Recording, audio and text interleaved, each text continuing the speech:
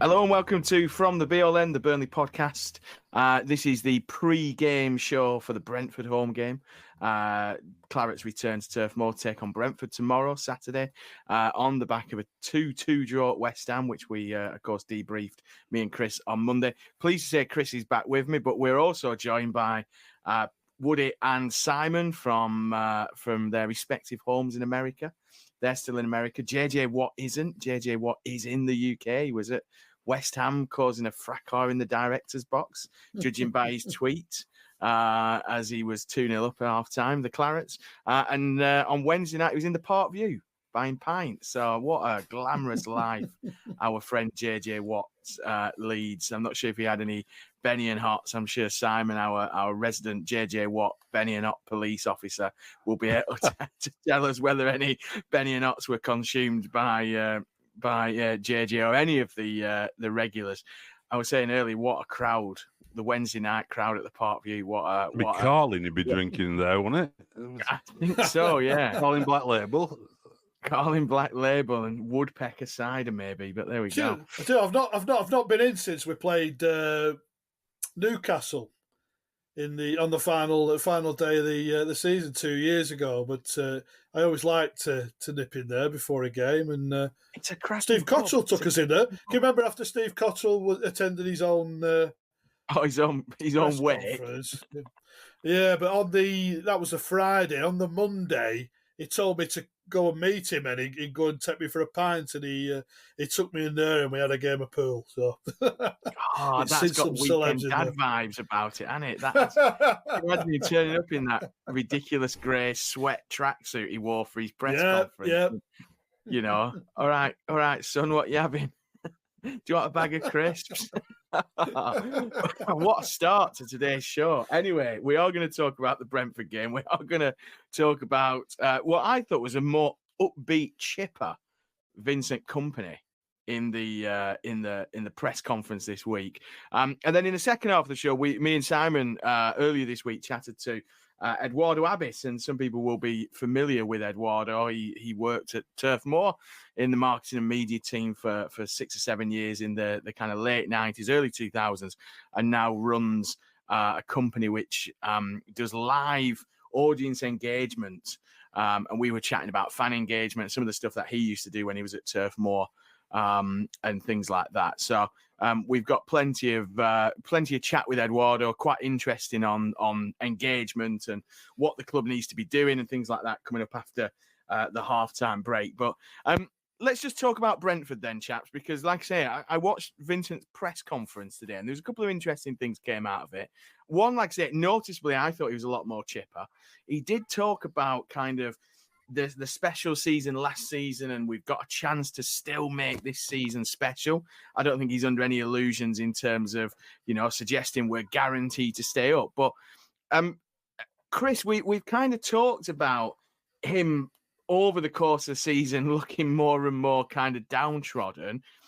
It just feels like on the back of what was a decent performance by and large at West Ham, that actually there's a little bit of, I don't know, maybe he's looked at the fixture list. Simon's just been saying before we came on, look, the fixtures are pretty good. It's the kind of VK that we want to see in it, because an upbeat VK kind of exudes a bit of confidence, doesn't it? Oh, absolutely. Yeah, like I see, he was fairly upbeat, despite the late equaliser at the weekend. But he keeps pointing to performance, and in the sense of looking a threat, like I said, they got in behind West Ham a couple of times before they even scored at the weekend. So, in that sense, that he could have taken a lot from Sunday, and he's got players still to come who carry that sort of threat as well. There was a bizarre interview with the ghost Magic Mike Trezor during the week, which sounded like a snatched one-liner in the mix zone to my ears. But it's sooner or later, players like that are going to have to come and make an impact. But it's a defensive side of things as ever, isn't it? We've got to be better defensively, and we've got to be better in the opponent's box. But as you were saying, that the fixtures, beat Brentford, who were, I think, 1 win in 8, and all of a sudden you're 9 points. And we are clutching at straws now, but if you could start making Brentford a bit squeaky on the form they're in, I think, albeit there's only Luton with worse form than Burnley in the entire Premier League, so European pushing Luton, as Chris Wilder and happy believe. But no, again, they've got to help themselves. So. Yeah, and one of the things he touched on, Simon, was he said he thinks the Premier League is a strikers' league at the minute, and I think it was Scott Reed from Radio Lancashire, BBC Radio Lancashire, said, "What do you mean by that?" And he said, "Well, look, the hardest thing to do, and Sean Dyche used to say this, hardest thing to do in the Premier League is score. We know the easiest thing is to not concede goals, and that quote keeps going back to bite Vincent on the arse. But one of the things that we have struggled with is being clinical. And again, one of the journalists came out with the stat that we've now dropped 20 points from winning positions. If you think about us taking chances, Simon, yes, as Chris pointed out, the defensive side of things hasn't been good enough, but 20 points from winning positions dropped. The whole table looks completely different, doesn't it? If you maintain that kind of, you go ahead and A, you're good defensively, but B, it's not just about defensively, it's about adding to that. And that's what teams have done against us, isn't it? They've got one to get themselves back level pegging, and then quickly got another, and then games have run away from us. And he's right in a way, isn't it? The Premier League has become a bit of a strikers' league. Yeah, I know what he means. And it's like, that's why, you look at these players, and they are, they're the ones who are costing 40 million, aren't they? That's what they're there for. They're absolutely, there's world-class strikers in the Premier League, and the teams in the bottom third of the league don't have them. So yeah, he's right about that. And it is too easy sometimes to look at that statistic and say, well, that's bad defending or bad game management. Because as you say, you can go and get a second or a third goal and you kill off that game. And then that's your game management taken care of by scoring a goal. So, we haven't had that striker, have we? And we talked about it in the summer. Would Lyle Foster become that striker for all the various factors that are well documented? He hasn't become that striker this year. Jay hasn't been used enough, and probably isn't the answer, long term throughout a whole Premier League season to be your number 9. And Fofana's come in and has shown bits. He's done quite well, hasn't he, really, overall? But, you would think if for next season that has to be addressed in the Championship as well, because, the Championship's a strikers' league as well in that sense, isn't it? You look at the teams that go up, they've all got a guy who scored 20, 25 goals in the season. And you wonder where that's going to come from this current squad. So you would think that would be on the summer target list. But I agree with what Chris is saying about the fixtures, and you just think, even if you don't drag Brentford into it, and even if we don't fight, pull off a miracle or something, at least let's end the season on a positive note with some signs of fight and some signs of progress, so that the summer just doesn't be isn't just a continuation of sort of miserable sort of cynicism. Definitely. And Woody, I mean, you're our resident cynical miserablist. Not my words. It's the kind of popular, the popular viewpoint from our fans. Who's that miserable one in Ohio? Who doesn't sound like Barry Kilby? Yeah, it doesn't sound like Barry Kilby. But I mean, Simon's right, isn't he? I mean, all you ever hope is that if you are going to have a shocker of a season, you try and end it on a high, so you've got some momentum going into the summer. We're still awaiting season ticket details. Whether we're going to get those season ticket details before the fixtures come out, we don't know. But you want, I guess this is what the club are looking for. They're looking for something to create positivity. And you imagine that if we do win on Saturday against Brentford, then season ticket prices, complete with 10% increase, is going to be out first thing Monday morning, aren't they? But what are you looking for in the kind of last few games of the season? It would be a miracle to stay up, but what are you hoping for the rest of the campaign? You're exactly right. You're just looking for that thing that for next season, what are the bits to look forward to, etc. You're looking forward to seeing certain people coming back from injury, and he seemed to hint at that today. All this talk around strikers and strikers leagues and him looking a little bit more chipper did kind of tie into the fact that it sounds like there's some folks coming back from injury. Now, dependent on who those guys are, I think it probably could be Foster. Well, it could probably wind up being anybody. But if he's slightly chipper, and we have a reasonably fit squad for the running, etc., then I expect at least a better set of performances, if nothing else. I don't think we're going to turn it round by any stretch, but we'd like to see some kind of response to build on for next season. That'd be good to see. Yeah, definitely. And Chris, he mentioned the fact that, Bayer, somebody said, what about Bayer? He said, no, Bayer's not on the potential surprise list. But, I mean, he kind of, as well as hinting that people might be back tomorrow, we've obviously got an international break, and we've got a bit of time off before the next game after that. It is kind of, if we can start to get a Foster back, we can start to get, Alderkeel is the latest one to suddenly be announced as injured. We're starting to kind of ramp up a little bit of competition, aren't we? We're trying to be more competitive. We're giving a few more options. You mentioned, obviously, Magic Mike, the Ghost.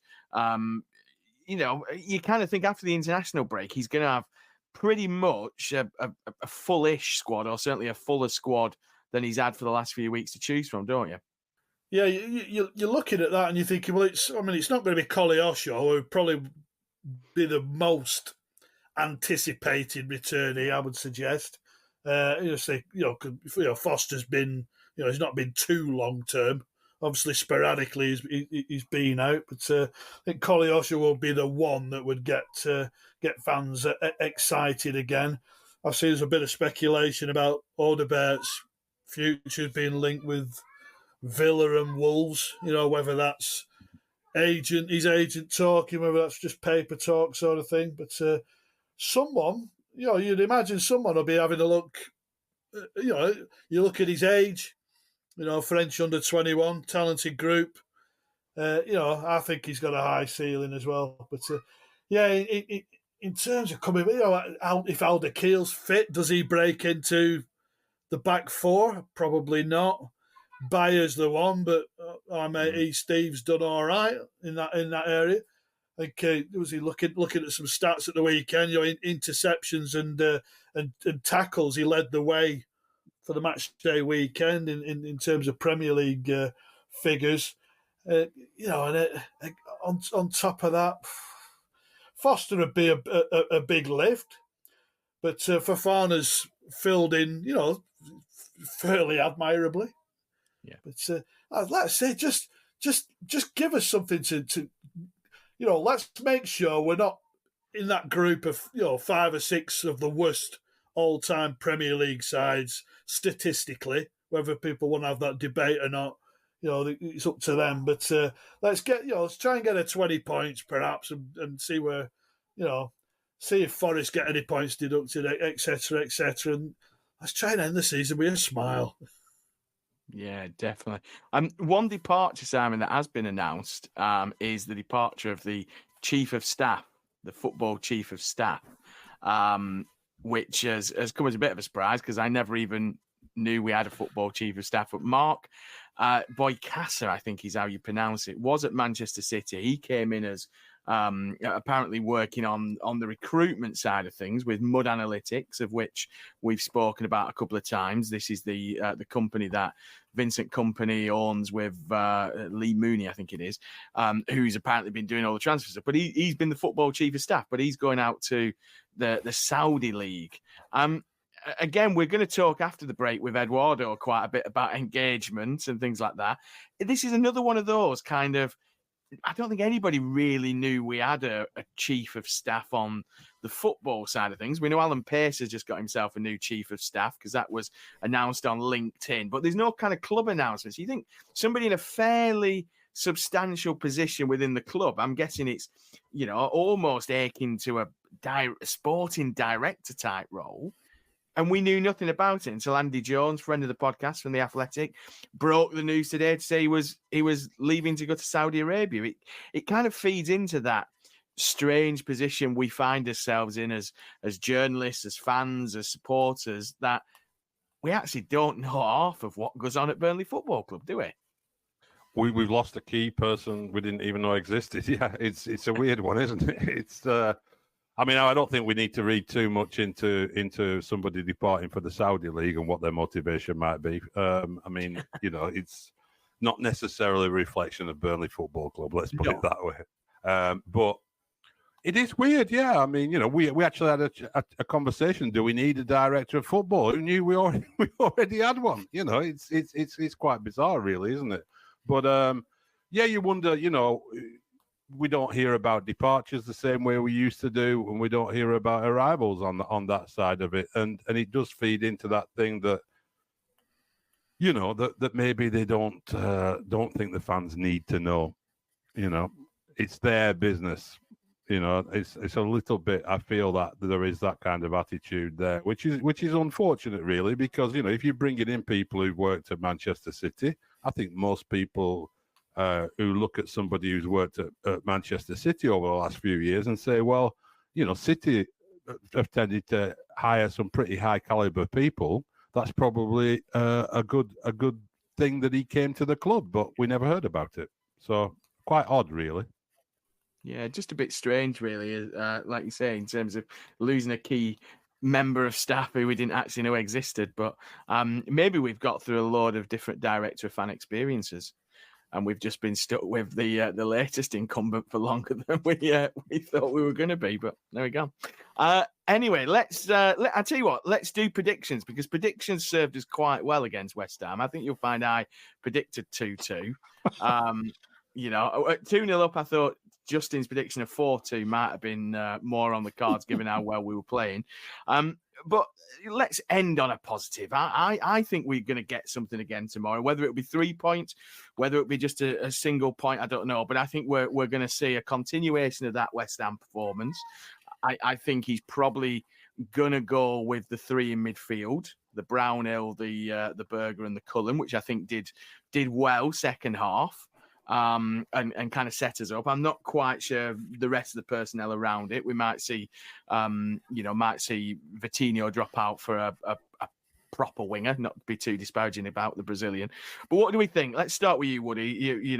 Let's see if we can cast off that fan of the podcast assumption that you are the cynical miserabilist. 0-0? Yeah. Well, the point is, every time I come with anything remotely positive, it blows up horrifically in my face.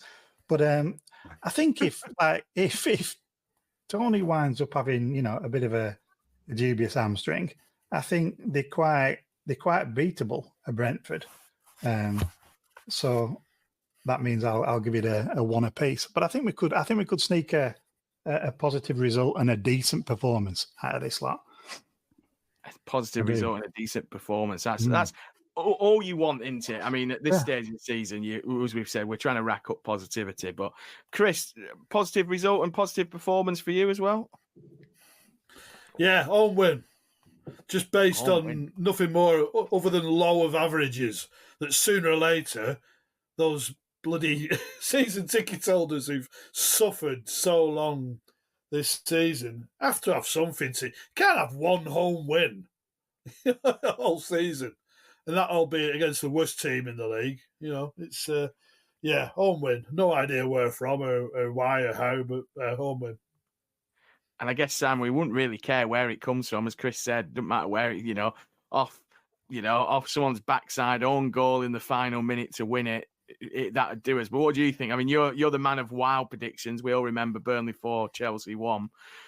If Woody talks about things blowing up in faces, that really did come back to bite you. But go on then, give us a prediction for tomorrow. Yeah, look, if it's not going to happen against Brentford now, like Chris said, 1 in 8, there's something not quite right at Brentford at the moment. They look,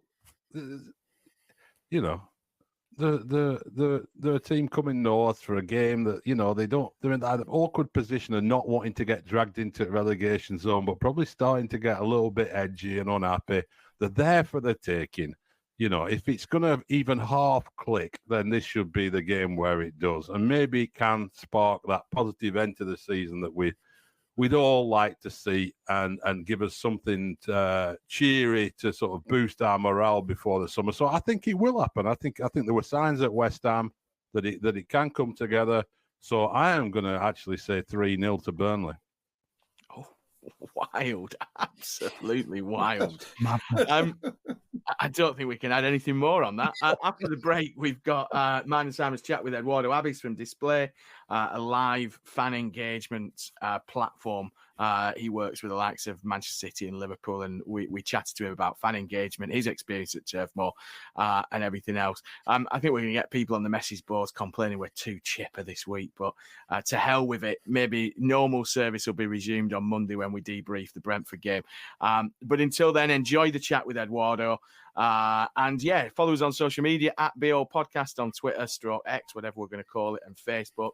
And don't forget, our shop is still open, selling some incredible From the BLN t-shirts, and everyone's looking mighty fine from the pictures that they keep sending us of people wearing them. Shop.fromthebln.com for all your From the BLN merchandise. Until Monday, enjoy the rest of your week. Enjoy the weekend. Enjoy a Clarets win with a bit of luck. And after this break, enjoy the interview.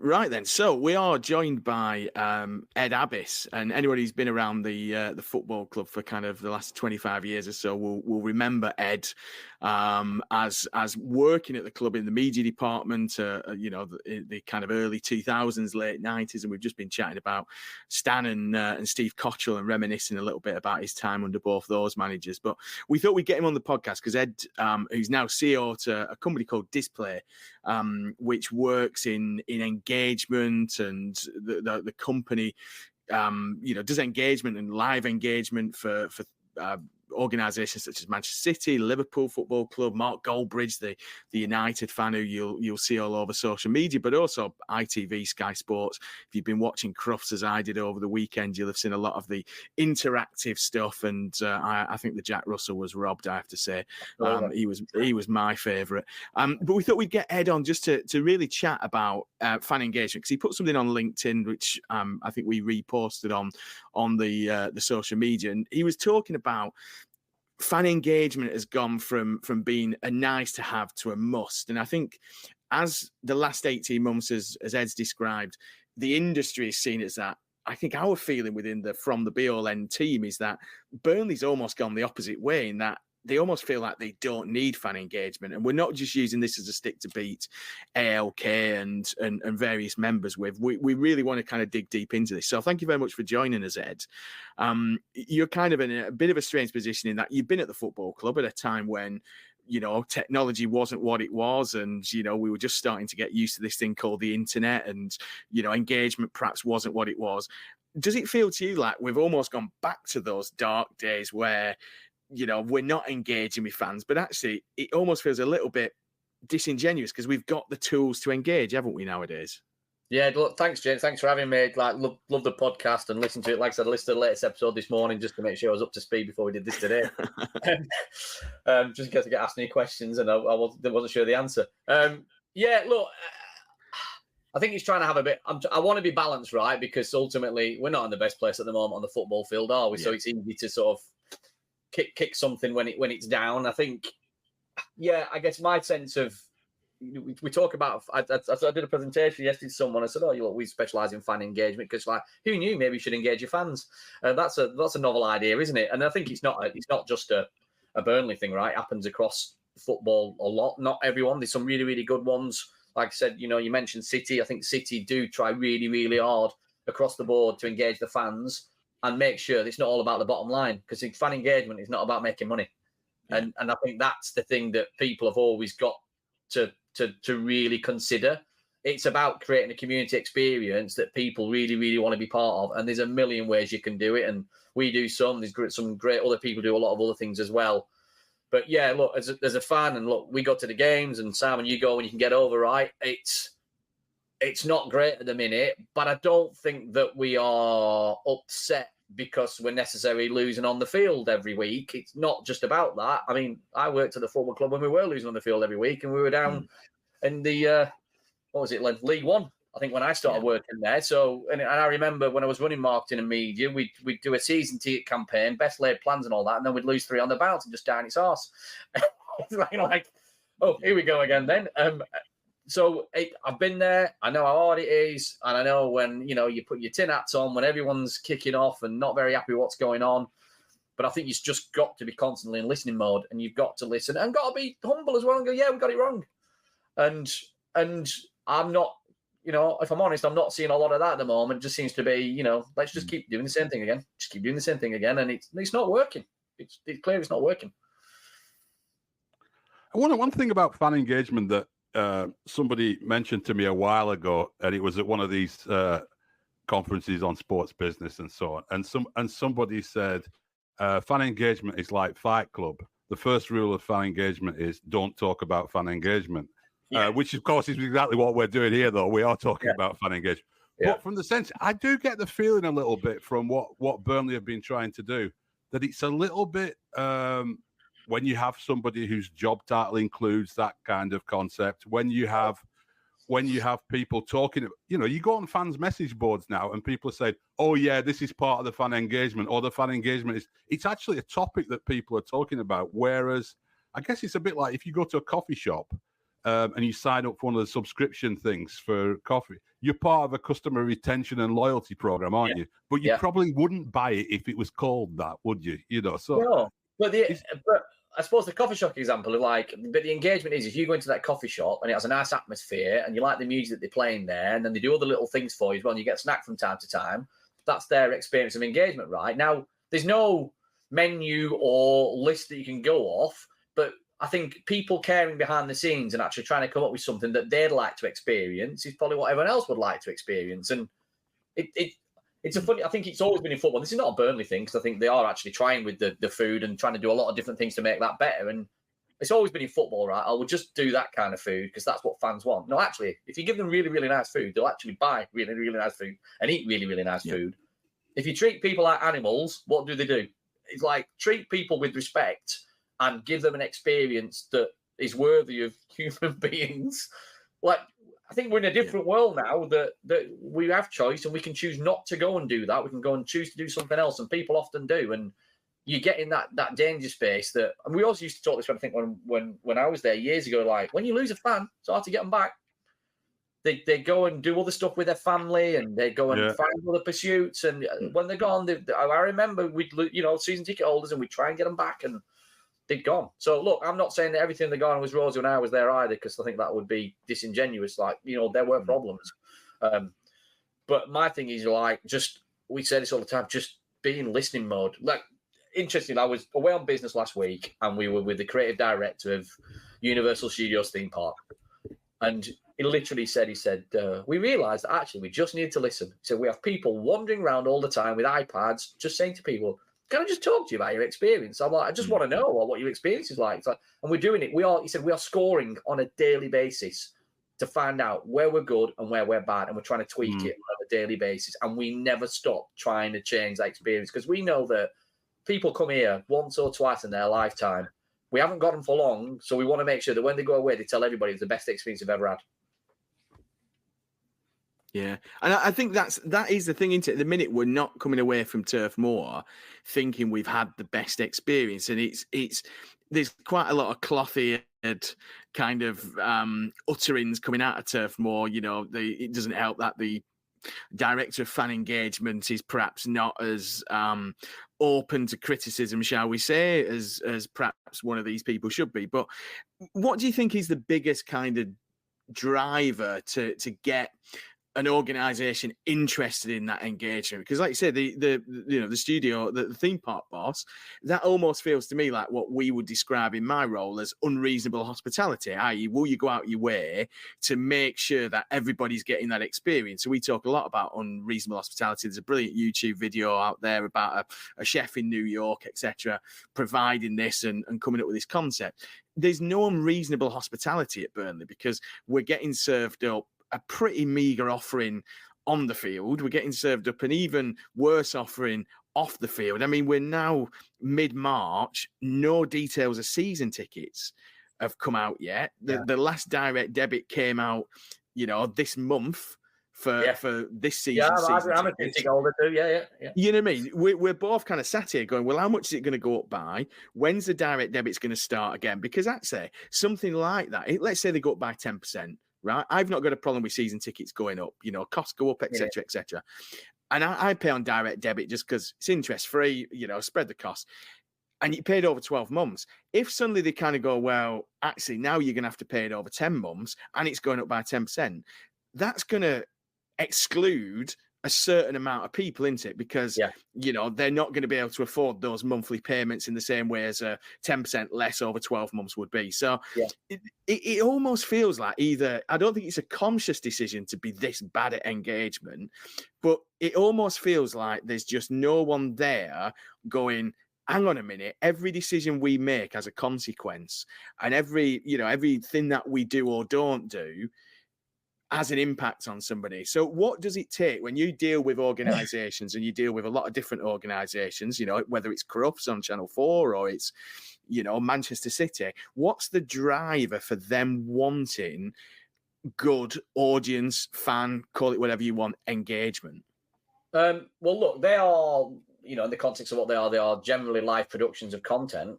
It just makes better content. It makes, you're more curious about it. You're making content.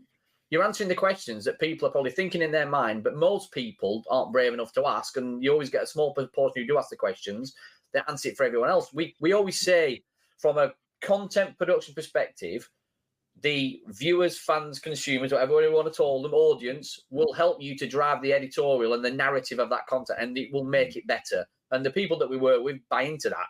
If I think about it from a club perspective, I can only talk about when I was there. We didn't have, obviously, the fan engagement title then, but I kind of de facto did that and probably got a load of things wrong as well. So I'm not saying, again, not perfect. But anyone ever had an issue, I'd call them. I'd call fans up all the time, and that's when we got round to the fan forum when I talked about. Because hang about it. People are actively wanting to moan to me about pies, and it would always be the same stuff. We had a pie. It was like molten lava. Okay, all right, we'll give you a cold one next time then. But then you try and explain, and sometimes people just wanted to talk. They knew that actually maybe what they were saying was probably nothing they were ever going to do anything about. You don't want it cold, you want it hot. Come on. But that's quite common, though, really. I mean, I talked to someone who worked at Manchester United during the glory years of Ferguson, who would go along to supporters meetings, and these people would come in, and he's getting the club ownership in there. He's maybe got Sir Alex in there. It's like a massive opportunity. And question number one's about the pies. It was like that every time we'd have an AGM. You used to come to them all the time, didn't you, Greaves? And you probably it would literally be, right, have we got any questions? Yeah, pies. It was always the same thing. But you know what? But that's part of it, isn't it? That is part of the experience. People do it, and then once you got through them, then you start getting the really good things, the really good nuggets that actually you really want to learn. Because when I go and ring them and talk about the pies, is there anything else you wanted? Well, now I've got you. Okay, well, go on then. And it didn't take that much time out of my week to do that, because it'd always be like 10, 15 calls I'd do a week. But the little nuggets I get out of people having those conversations, and that's when we got to the point where let's create a fans forum. Because I knew, Alan, bless his soul, running Clarets, and Meg, Central Lines Clarets, and all the other people. And I went, you know what? We're going to create a forum.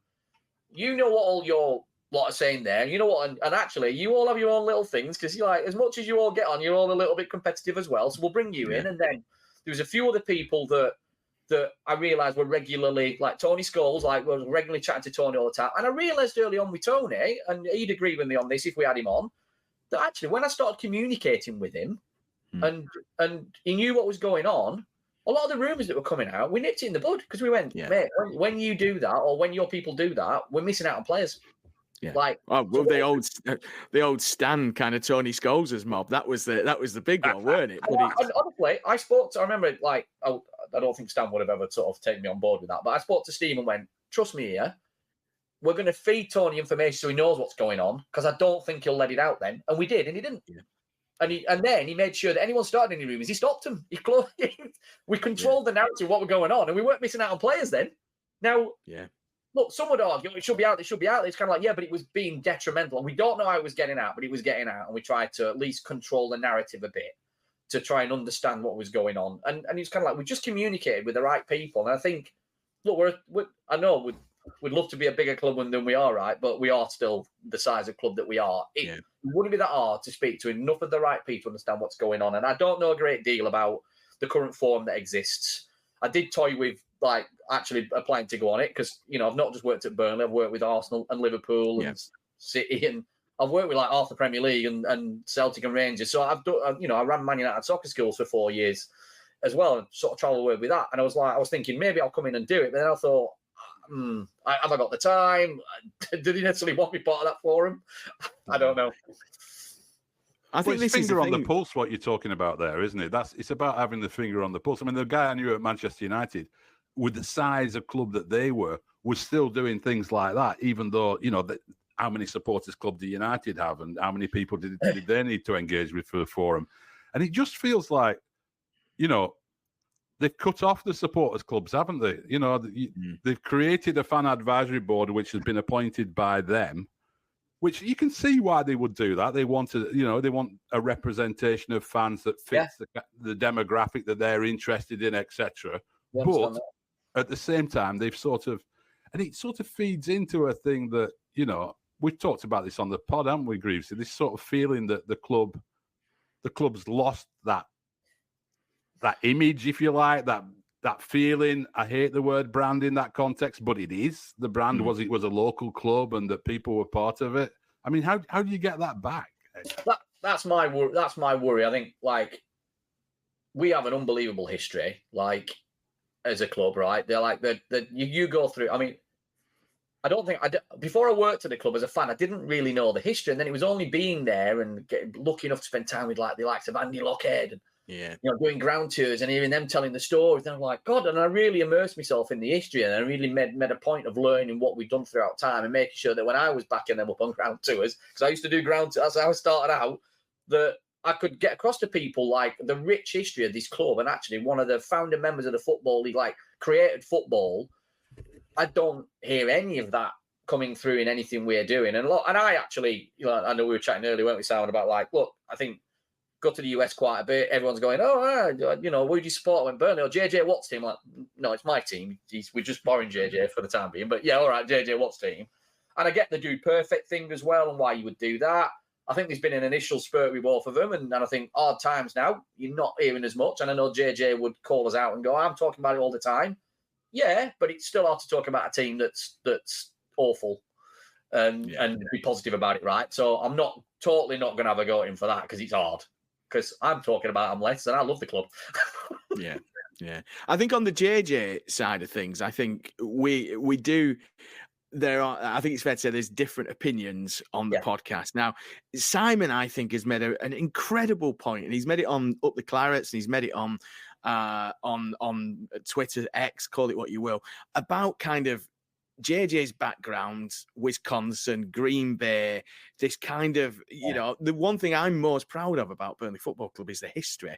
Yeah. You see the players, and I'm the same as you. I used to chat to Andy quite a bit, Willie Irving, still see Willie and Darren and people knocking about, and, Jimmy Mack, you've got this history, and we've kind of gone, you know what, it doesn't really matter. None of that matters because it's old stuff. Yeah. Now we're all about LED screens and things like that. But you could bring all that in, couldn't you? I mean, them kind of, everyone keeps banging on about the former player boards that used to be on the wall outside. If you're a kid, my dad used to take me to see Peter Noble. on his market store, for God's sake, you know. I used to buy my And then footballs. exactly. So I used to get my Mizunos from Peter, but me and my mates, when we went into town from school, had gone on Peter on a Saturday. Oh, tell us about your time at Burnley. And he'd be like, lads, I'm trying to serve people here. Oh, John Kennelly at Connolly's place. John Kennelly. Yeah. There, go and get But me fish and chips from him. But why wouldn't you tap into that? And the point, I've kind of gone off topic, but the point Sam was making is that Green Bay have a very similar kind of, DNA, shall we say, to Burnley. And it almost feels like JJ perhaps should be tapping into that as a proxy for the owners. But it does feel like the owners just aren't necessarily bothered about that. Now, question for you, Ed. Does that stuff sell? And by sell, I mean, are people really interested in that? And question for Simon, does that stuff sell in the US? Are US fans obsessed with history as much as perhaps we are in this country? So, Ed, start with you. Okay. Does that stuff kind of sell, do you think? Is that engagement-rich stuff? I think so. I think it gives the romance. It really gets across the romance of the thing that people involve. I think that's the thing that pulls on the heartstrings, and that's why you get a depth of interest, love, enjoyment out of what you do, right? Because we can go and get spanked on a Saturday afternoon, but on to the next game. But you always remember what's gone before, and it's not all the good things, right? You know, Orient game, we celebrate it. Actually, it's not really a thing to celebrate, is it, that we were down there? But we celebrate because we nearly died. And we came back from that, and we've been on the path ever since. And there are things like that throughout our history. It's not all about the good things. And lots of clubs are like that and have their different versions. And that's the rich tapestry of the history of the game. And like that, it doesn't really exist anywhere like it exists here. So for me to not tap into that is a miss, I must admit. And I think you're right. Like Green Bay and Vince Lombardi and all that kind of stuff, they're not shying away from that. Oh no! I mean, well, when you go to Green Bay, and this is why I always thought it was a good example, and I've been amazed that having an ambassador, as it were, a brand ambassador, influencer from Wisconsin, that it hasn't been a thing. Is you drive into Green Bay, you fly to somewhere like Chicago, and then drive through countryside, through green fields, and then you arrive in a town. It's a farming sort of community around there, but you drive into the town. And there's a lot of low-rise buildings, and then suddenly there's a stadium in the middle of it, and it's right in the middle of it. And everyone around town is wearing a green and gold jersey. Yeah, it's just the same in that sense. So it's unbelievable they haven't tapped into it. But I think, to answer your question, Greavesy, about it, I think it would work with Americans look, they're interested in history in general. It's the old cliche that they don't have much history in America, so they're interested in everybody else's. Americans are also obsessive about stuff. When they get into something, they really get into it. And so you go to, whenever I go to like these fan events around MLS Cup finals or All-Star games and stuff, and people like, if I've met people who've maybe followed me on social media or whatever, they're at pains to tell me how they're a Stockport County fan, even though they're from Indianapolis or wherever, So there is all that. And I think this is a common thing that really annoys me about the way that a lot of brands in particular treat American soccer fans is they're just a lot better informed and smarter than a lot of people think. People still think it's a new sport. It's not. MLS has been around for nearly 30 years. The sport's been here for 100 years. They've been watching the Premier League on TV for, a long, long time now. And it's really well penetrated into the market and everything. So you could totally do it. I don't think it's just like, hey, here's an American celebrity who likes this team. That can help open some doors. I'm not knocking it, but I think there's some great opportunities there. And I think to add to that as well, like I went there last week, and look, I don't mind calling it soccer because you know what, I just want to get to the point at the end of the day when I'm having a conversation.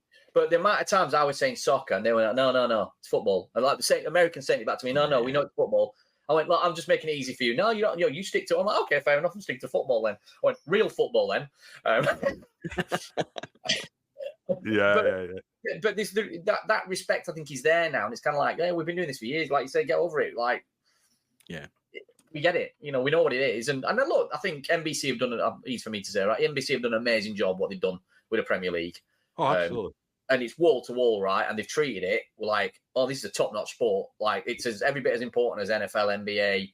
And I think because they've gone into it in that way, and I know there's a great relationship between NBC and Premier League have really lent into NBC as a partner, and they've realised the amount of money they put behind it to really, they're not just broadcasting it, are they, Simon? They're marketing. No, in fact, there's a really good little point about that, which is, tying into is this all about revenue? Because from what I understand, on the last round of negotiations for the TV deal, NBC wasn't the biggest offer that the Premier League had on the table, but they went with NBC because they got that credit in the bank from building up the league, promoting it, and so on. And they know they're a really good partner. They put on these fan weekends in places as well. Is it Nashville, the next one? Nashville, there's one. I think Burnley are offering a chance for somebody to go out there to it, actually, a competition, that's quite a nice little sort of reverse switch on it, to be fair. There's a lot there. So, it's NBC are viewed as somebody who do engage with the fans. Yeah. Whereas maybe the Premier League thought, well, if it just goes on another station where it's just going to be about what our audience is going to be and the numbers, not quite the same deal. They've found a good balance as well. And I think, like you raised, like sort of Men in Blaze earlier as well, which is part of that mix, right? And I think what they've done as well is what the American brokers have tried to do before is maybe they got all Americans commentating, and they've got a bit of a mix between American and English, and not just English, well, people from other you can just see they've really thought about the balance of, we need a little bit of that so it still feels like it's Premier League, but a little bit of that'll work well for our audience. And like I said, they do these fan experiences because they want to bring these weekends together, like all the beauties in all the different shirts coming together, and in a totally non-English game kind of way, everyone gets on, and has fun there, and there's no hooliganism and all the rest. But it's those. There's not one thing that fits everything. It's that thing there, and that thing there, and the mix of it. And he's trying to think of all the different angles, but it's like no shortcuts. Like, we as fans, we see that stuff a mile off. Yeah, we see it coming. If someone's just engaging to make money, we see it a mile off. And I've learned that. I think that's kind of what that Fight Club comments about, which is like, it's almost like, another business cliche would be, show us, don't tell. Show us the content and the engagement and everything that we can engage with. Don't tell us it's a fan engagement strategy. Look at the amount of things that Leicester City have done since they've had the ownership, where like drinks and merch, or like just giving stuff away, putting things on. Yeah, like I'm not sure where they're at now, Leicester, with it now in the Championship, but I know for a fact that, because we work with them too, that when they got relegated, like there's another club that got relegated with them, that ultimately the decision that was taken was, we're going to cut back on a lot of things. Leicester were like, no, we're going to keep doing what we're doing because we're coming back. We're not going to cut. We're not going to treat anyone different. We're going to keep doing what we're doing because we're coming back. And that's like, and it's that age-old thing, right? If you're a marketeer, what's the first thing that gets cut in a recession? Marketing budget. But the ones who don't cut it, fly out. Yeah. It's bravery. Yeah. Just in terms of, we tried a couple of these things, didn't we? We kind of announced we were going to have flags, and then we gave 250 flags away. I saw people in front of me folding them up, still in the packet, putting them in the bags, not getting them out and waving. We had the debacle of whether we were going to have a drum or not. This kind of erodes that kind of trust, doesn't it? I think sometimes. Yeah, I think if you're going to do flags, give everybody flags. Just commit to it. Give everybody flags. Like you've said you're going to do it. And if fans want to bring their own flags, like it felt like it wasn't thought through that fans might bring their own flags and then drape it over the LEDs. It's like, well, of course they're going to do that. Like, so look, it's something to consider before you do. But I think if you're going to do these things, like you can't go out. There's no halfway house. You either do it or you don't. You're almost better off not doing it than doing it halfway. Because, like you say, people then are just like folding up and putting them away. Like, just like I said, I went to the game. I was in Riyadh a couple of weeks ago, and I went to the game that Ronaldo played in for Al Nassr. And Al Nassr as a team were going around all around the ground. No, it wasn't even at their ground, giving out Al Nassr flags to everybody. Like, have a flag, have a flag, have a flag. And there were Al Nassr flags everywhere. And like, I wasn't waving one, but a few of the guys that were me were waving the flags as well before the game. And they were just like, but it created, everyone was getting into it. And we were like, we didn't care about the outcome of the game, who the teams were. We just wanted to go and what's it like to watch a game in the Saudi League. Yeah. But they're committed to it. And like, if you're going into it and you're thinking that's going to cost this, that's going to cost that, don't do it at all. You're better off just not doing it. Yeah. Definitely. Just to wrap up this kind of section of the podcast, I'm going to put you on the spot now, Ed. Kind of, if we were going to drop you into the kind of fan experience team at Burnley Football Club, what do you think the key priorities for this season, so for the rest of this season, given the fact that, results on the pitch haven't been great, there is a bit of a feeling of disconnect, and then if we're going to do a bit of a hard reset in the summer, let's imagine we are in the Championship, we're still clinging on to the hope that we might not be. What do you think needs to change for next season? And that could be either from a content point of view, from a matchday experience point of view that you've experienced or not experienced. What would you say the priority for this season and next season are, if you remember that kind of board? I think I'd just do more outward communication. And I'm not saying necessarily work with us, because obviously we can help with that. But, work with us, work with someone else. As a fan, I just want to see more outward communication, because I don't see a great deal of it at the moment. And I think if everyone could let's just be honest with each other. We know this season's not gone to plan. And look, we've heard as well, there's a 3-year plan, right? So it might, we got promoted sooner than we thought. Except, fine. I'm like, I get that. But have the courage of the convictions and say that then, because we've all gone quiet and we're not hearing anything, and we're all just chundering to each other about how bad it all is and what's going on, and everyone's gone quiet, and we'll get told, I've got no doubt, that that's not the case, but I'm not seeing a great deal of comms coming out that's talking about, okay, I understand you're not going to tell me how much we're going to spend in the summer. We're not stupid enough to think you're going to tell us what the kitty is, right? We're not like that, but it's kind of like, give us some sense of where we're at, why this has happened, where we think we can go. It's all right, guys. Don't worry. We've got it all under control. Just give us a bit of comfort. It's not hard. Just talk to us. I think that's similar to the point I was making about the American fans, really. That, like you say, Burnley fans aren't daft. They know they know that they're not going to come out and say, yeah, we've got 65 million to spend on players and we're looking at these positions primarily. We know they're not going to give away all the secrets. Just as people can watch a Vincent Kompany press conference and not be shocked that he doesn't slag the players off, because he's not going to do that. People are media literate. We get enough football content from everybody else as well to understand. So I feel like they're almost a little bit afraid of the Burnley fans in a way. What's the reaction going to be if we turn around and say this? Maybe, I don't know, maybe they got burnt a little bit about the whole, immediately after they took over the club, and then suddenly stories started coming out about the loan and the debt and all that kind of stuff. And they didn't want to go into that at all. It was just like, yeah, it's like mortgaging a house. That's it. They didn't want to go into that. And I think from that moment on, a little bit, that trust thing, and they've been a bit more reluctant to sort of talk about what it is they're doing, really. I'm not going to go down the leverage buyout route again, because you lot have covered that off plenty without me sticking in it, because that could be another hour that we're talking about, because I've got my own. Yeah. Anyway, but yeah, right.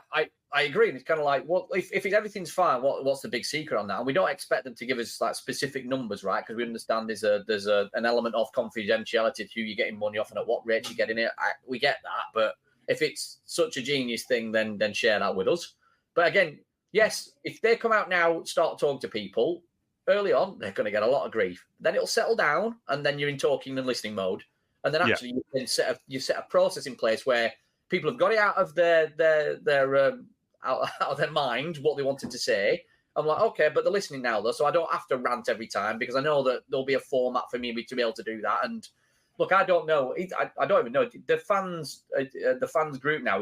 Do we know who's on that, or is it actually confidential who's on that fan group? Like, can you contact one of those fans and get across a point, or? Yeah, they certainly. I mean, most of them are kind of are quite vocal on social media as being on there. Right. Okay. I think the biggest issue with it is that I think they're thrown under the bus a bit. I mean, there were a couple of times early in the season where they were getting quite a bit of stick. And I think that was really unfair on the individual members, because they were literally, I mean, for me, I think the fan advisory board is a disingenuous attempt at fan engagement. I think they get told that things are happening rather than being asked for their advice on these things. So I mean, I think we've tried to be as clear as possible on what we think of the club's use of that board, as opposed to what we think of the individual members who clearly care a lot about the club to put themselves. I probably know some of them, but I've not. I must admit, I've not looked into it enough, because similar to you, I was a little bit like, I'm not sure if that's going to do what we want to do. And this is not being disparaging to anyone's on it, because I'm sure they put a lot of effort into it, and giving up their time and a look. And like I said, I've been there before, and I know it takes a lot of time and effort. But I guess from my perspective, if you wanted to do something like that where it feels representative, why not hold some kind of election and let people say, I want to do it for these reasons, and let fans vote on it, right? And then you can say it's representative